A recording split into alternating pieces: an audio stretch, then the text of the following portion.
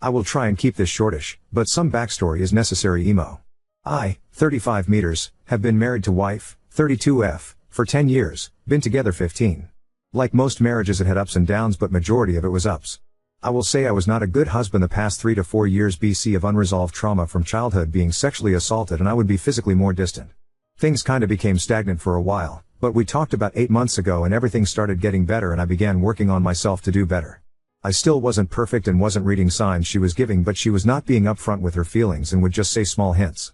Fast forward to a little over 2 months ago, am communicating, being more lovey, and overall trying to fix my issues as well as trying to get onto a different work schedule to get off of night shift. Well, she apparently had started to pursue a guy at work in a friend capacity, which eventually led to talking to on Snapchat. The day before she told me she was leaving, all messages were super light, fun and sweet with memes, games, jokes and love. Then on a fateful Saturday she doesn't come home. Stays at one of her girlfriend's house, got drunk and didn't want to drive. Fair enough, then she says she wants to talk and that she is leaving. She remained living in the house for 3 weeks after telling me she was leaving. I found out the guy after a week and a half after BC of catching her in lies. I asked that she not talk to him while still being in this house, as that was extremely disrespectful, to which she agreed, so she wouldn't come home, and when I found out she was still talking to him said, "Oh, I thought you meant not to talk to him while here."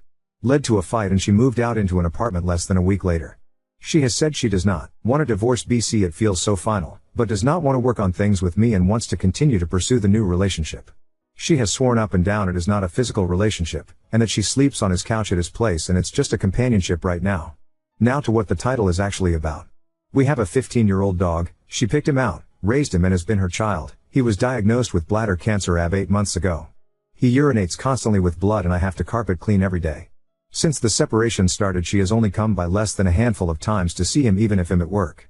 So she has left me and the dog here without providing any assistance. I take him to all vet visits, pay for all meds, food, and spend most of my days cleaning up after him while she gets to forget all responsibility with him and develop a relationship with the new guy. To answer a potential comment, I am not putting him down as he still has a lot of energy and doesn't show signs of pain, just can't hold urine. So I have been paying $600 a month for this vehicle and she is the only one that drives it, and she is at new guy's house basically 5+ times a week. I asked on Friday if we could meet for 30 minutes at a coffee shop just to talk BC. My therapist said I needed to ask her questions instead of speculating.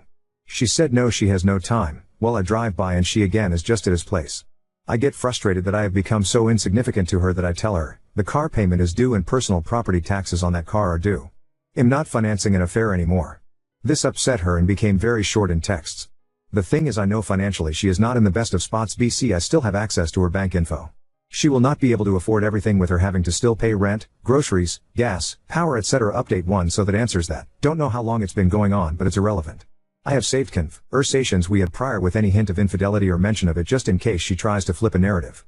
I am going to look into how to remove my name from the loan, even if that means she has to apply for a new loan on her own. I want off of it.